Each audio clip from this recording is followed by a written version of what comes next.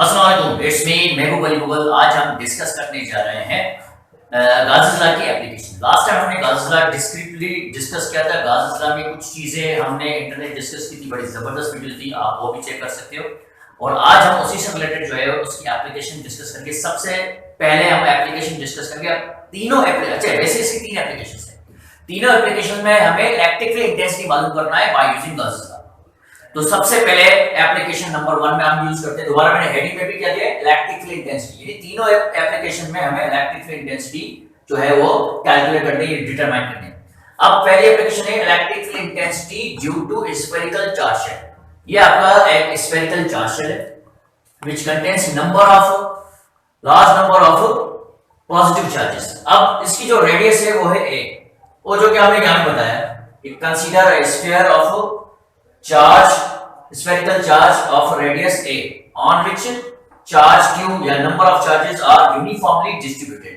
In order to calculate E at point P outside the sphere, और मैं दोबारा outside the sphere, अब इसका मकसद ये sphere आपने कंसीडर किया जिसका रेडियस है a। अब आप इलेक्ट्रिकल इंटेंसिटी कैलकुलेट करने जा रहे हो एट आउटसाइड ऑफ स्फीयर और लेट सपोज किया उसका पॉइंट P। अब ये जो स्फीयर है, ये जो रीजन है, इसको हम सपोज करते हैं ये गाजियन सरफेस है, ये इनक्लोज्ड रीजन है एट पॉइंट बी। और ये आपका जो है स्फीयर है जिसमें नंबर ऑफ चार्जेस इनक्लोज्ड है या डिस्ट्रीब्यूटेड है। तो नंबर ऑफ चार्जेस जो कि डिस्ट्रीब्यूटेड है ओवर स्फीयर जिसका रेडियस a है, और जिस पॉइंट पर हम इलेक्ट्रिक फील्ड इंटेंसिटी निकालने जा रहे हैं उस पॉइंट के भी सरफेस को इनक्लोज तस्वीर किया हमने, गाजियन सरफेस तस्वीर किया, उसका रेडियस जो है वो हम सपोज करते हैं r। तो सबसे पहले हम कैलकुलेट करने जा रहे हैं electric field intensity at point A, यानी at outside the shell, at outside the shell. Electric field intensity निकाल। तो दोबारा हम क्या कर रहे हैं, अब कंसीडर करते हैं गाजियन सरफेस जो कि थोड़ी देर पहले मैंने बताया, in the form of sphere, in the form of sphere, वो भी स्फीयर में ही होगा जिसका रेडियस होगा r, और पॉइंट पे जिधर हमने इलेक्ट्रिक फील्ड इंटेंसिटी जो है कैलकुलेट करनी है। तो to calculate electric flux through the surface, हमने लास्ट टाइम भी डिस्कस किया था, इलेक्ट्रिक फ्लक्स हम जब निकालते हैं क्लोज सरफेस में तो हम क्या करते हैं, उस क्लोज सरफेस को डिस्ट्रीब्यूट कर देते हैं अमंग वेरी स्मॉल एलिमेंट्स, और हर एलिमेंट का जो एरिया ऑफ क्रॉस सेक्शन जो है वो seem to be parallel of electric field intensity के, जो कि वो चार्जेस ओरिजिनेट कर रहे हैं। इसी तरीके से हमने इधर भी यही किया है। हमने क्या किया, इलेक्ट्रिक फ्लक्स जो है उसको डिस्ट्रीब्यूट कर दिया है अमंग वेरी स्मॉल एलिमेंट्स, और हर एलिमेंट का एक एरिया है। अब क्या करते हैं, हर एरिया वाइज हम क्या करते हैं, इलेक्ट्रिक इंटेंसिटी के थ्रू इलेक्ट्रिक फ्लक्स कैलकुलेट करने जा रहे हैं। So the electric flux through each element will be what, क्योंकि अभी हमने कहा है कि एरिया क्रॉस सेक्शन, ऐसे हमने एलिमेंट को इतना छोटा करना है, इतना यानी उस एरिया को डिस्ट्रीब्यूट करना है, उसको पूरे सरफेस को डिस्ट्रीब्यूट करना है इन very small segments of areas, in small segments of patches, जिसका एरिया जो है वो seem to be parallel हो with electric intensity जो कि उससे पास हो रही है, तो उस हिसाब से पैरेलल तो थीटा आपका हो जाएगा 0। तो ये हमने एक सेगमेंट, एक एलिमेंट का इलेक्ट्रिक फ्लक्स निकाला है। इलेक्ट्रिक फ्लक्स थ्रू, मैंने वर्ड लिखा है electric flux through each element, तो ये ईच एलिमेंट ये सिंगल एलिमेंट है, तो E डेल्टा A cos 0, क्योंकि पैरेलल है, सीम टू बी पैरेलल, तो cos 0 बराबर होता है 1 के। तो ये बेटा आपका इलेक्ट्रिक फ्लक्स आपका आ जाएगा E डेल्टा A। याद रखिए इलेक्ट्रिक फ्लक्स जो है वो एक सिंगल एलिमेंट का है। इसी तरीके से हमने कहा है थोड़ी देर पहले कि एक पूरे सरफेस को हमने डिस्ट्रीब्यूट कर दिया into small segments of elements, तो जितने भी एलिमेंट्स हैं उन सब के जितने भी इलेक्ट्रिक फ्लक्स हैं उन सब इलेक्ट्रिक फ्लक्स को मैं ऐड कर दूंगा अलजेब्रिकली, तो ये आपका टोटल आउटवर्ड फ्लक्स हो जाएगा ऑफ स्फेरिकल चार्ज शेल। उस सरफेस का कौन सा सरफेस बेटा, गाजियन सरफेस, वो गाजियन सरफेस जो कि हमने सपोज किया एट पॉइंट P, जहां पर हम इलेक्ट्रिकल इंटेंसिटी कैलकुलेट करने जा रहे हैं। तो टोटल आउटवर्ड फ्लक्स आपका क्या होगा बेटा, ये सिग्मा, ये साइन आपकी है समेशन की साइन है। अब ये समेशन की साइन रिप्रेजेंट कर रही है कि हमने हर electric flux of each element को ऐड करके, अब हर एलिमेंट का इलेक्ट्रिक फ्लक्स तो निकलेगा E डेल्टा A, तो E delta A plus E delta A plus E delta A, जितने भी आपके एलिमेंट्स होंगे, जितने भी आपके सेगमेंट्स होंगे, उन सबके इलेक्ट्रिक फ्लक्सेस को ऐड कर दिया, तो ये आपकी समेशन की साइन शो करता है। अब ये समेशन की साइन जो है, इसमें ई जो है वो कांस्टेंट है, ई आपकी इलेक्ट्रिक फील्ड इंटेंसिटी, ये हमने कॉमन निकाल दिया। और ये समेशन एरिया जो पैचेस हैं, वो जब सबको ऐड करूंगा, सब पैचेस को ऐड करूंगा, तो वो दोबारा एक कंप्लीट सरफेस का एरिया बन जाएगा, और उस सरफेस को हमने कंसीडर किया है गाजियन सरफेस। क्या कंसीडर किया? गाजियन सरफेस। और गाजियन सरफेस को भी हमने कंसीडर किया स्फीयर। उस हिसाब से ये कंप्लीट आपका एरिया बन जाता है एरिया ऑफ स्फीयर, और एरिया ऑफ स्फीयर बराबर होता है 4 पाई आर स्क्वायर। ये बड़ा एक सिंपल पॉइंट था। अब इसको हम कहते हैं इक्वेशन नंबर 1। ये टोटल आउटपुट फ्लक्स हमने निकाला है 8 पॉइंट P, लेकिन by Gauss's law, according to Gauss's law, जो कि हमने लास्ट टाइम भी डिस्कस किया, अकॉर्डिंग टू गॉसेस लॉ, तो टोटल आउटपुट फ्लक्स हमने जो निकाला था, वो निकाला था 1/ε0 charge enclosed by surface, charge enclosed by surface. और ये यकीनन आपकी गाजियन सरफेस है जिसमें चार्ज इनक्लोज्ड है, तो चार्ज इनक्लोज्ड बाय सरफेस, जिसको आपने सपोज किया था Q। This is your equation number 3, sorry equation number 2। अब दोनों इक्वेशंस को हम करते हैं कंपेयर करते हैं इक्वेशन 1 को इक्वेशन 2 के साथ। तो यहां पर हम जो है इसी कंपेयर करते हैं, जैसे इक्वेशन 1 विथ इक्वेशन 2। तो जैसे हम इसको कंपेयर करते हैं, तो बेटा अब ये आपको जैसे हम कंपेयर करते हैं, तो यहां पर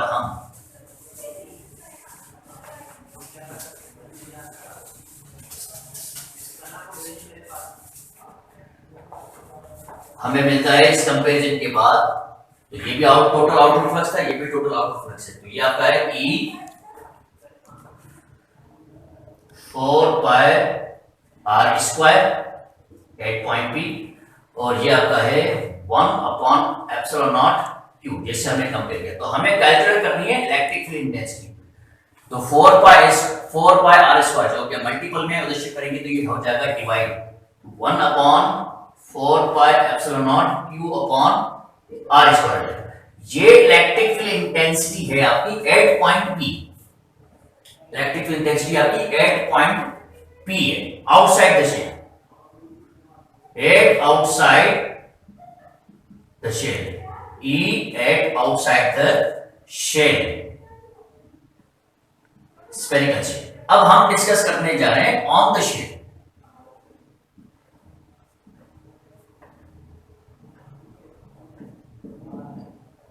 अब इलेक्ट्रिक फील्ड इंटेंसिटी हम करने जा रहे हैं ऑन द शेल। तो यहां पर हमने सपोज किया था कि स्फेरिकल शेल जो है, अब ये पॉइंट P, लेट कंसीडर करो पॉइंट P जो है वो ऑन द शेल है, let point P is on the shell। कौन सा शेल बेटा? Spherical shell, spherical shell. और अब इसका रेडियस हो जाता है R3 A हो जाता है, इसको हमने सपोज किया।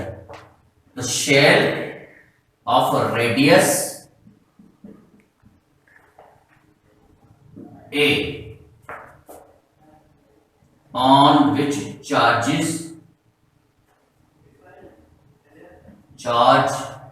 is distributed।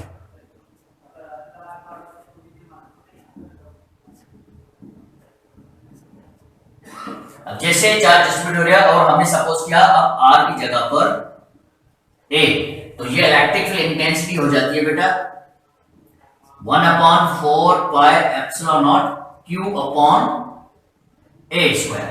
अब ये इलेक्ट्रिक फील्ड इंटेंसिटी है ऑन द शेल। अब यहां पर हम एक टर्म यूज करते हैं charge density, due to the high concentration of charges. क्योंकि ये आपके जो ऑन द शेल है यहाँ पर नंबर ऑफ चार्जेस की वजह से तो चार्ज का मैग्नीट्यूड इंक्रीज हो जाता है। चार्ज का मैग्नीट्यूड इंक्रीज हो जाता है तो हमने लास्ट टाइम भी कहा था कि चार्ज के मैग्नीट्यूड पर डिपेंड करती है आपके electric field intensity.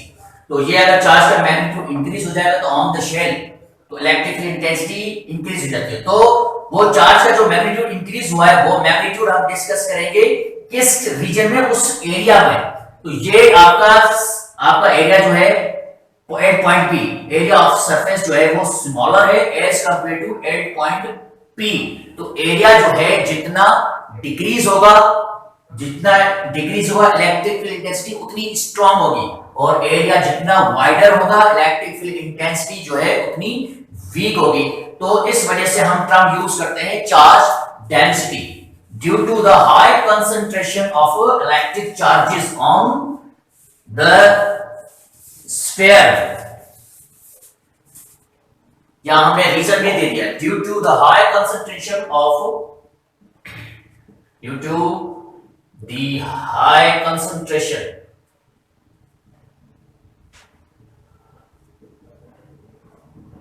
to the high concentration of number of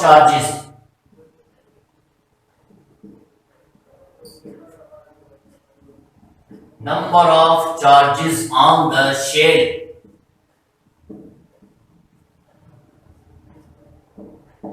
the term charge density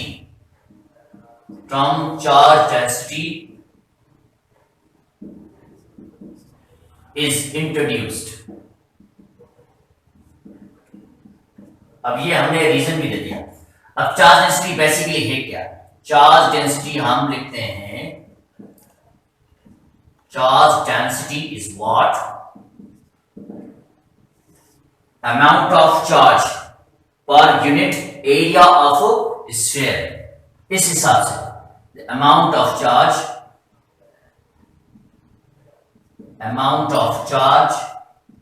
the quantity of charge per unit area of surface या sphere, area of surface और sphere। तो उस हिसाब से हम इसको लिखते हैं Q अपॉन डेल्टा ए। अब ये सिग्मा की साइन जो है वो शो करती है चार्ज डेंसिटी को।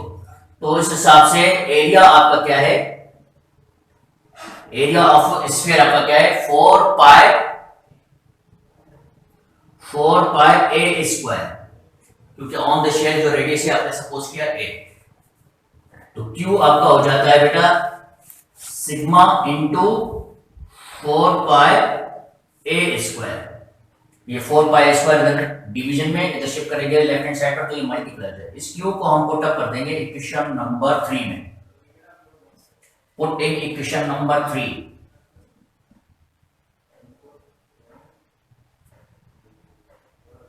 Put in equation number 3। जैसे हम इसको पुट अप करते हैं इक्वेशन नंबर 3 में तो ये आपका हो जाता है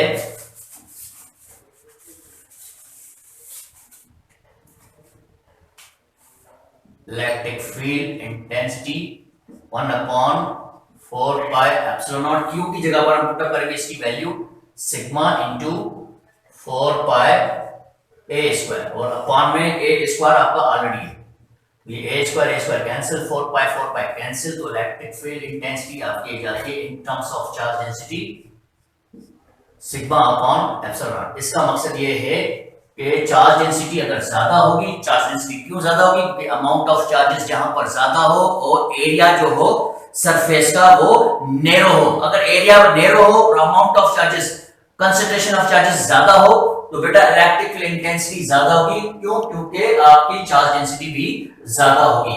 तो इलेक्ट्रिक फील्ड इंटेंसिटी जो है वो इंडिपेंडेंट ऑफ पाथ हो गया बेटा। तो इस इक्वेशन में जो है ये आपने इलेक्ट्रिक फील्ड इंटेंसिटी निकाली है on the shell.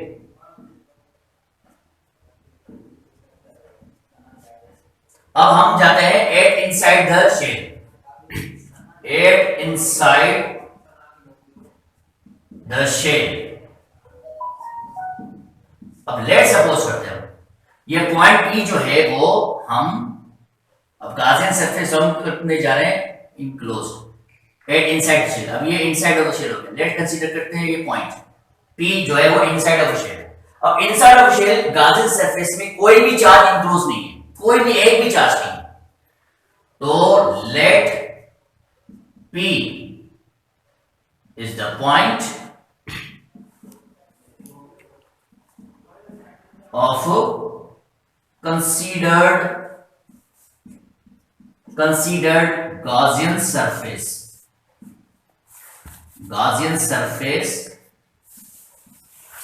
at inside of a shell,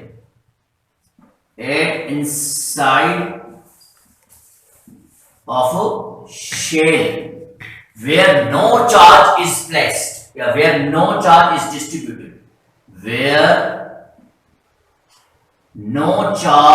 is distributed,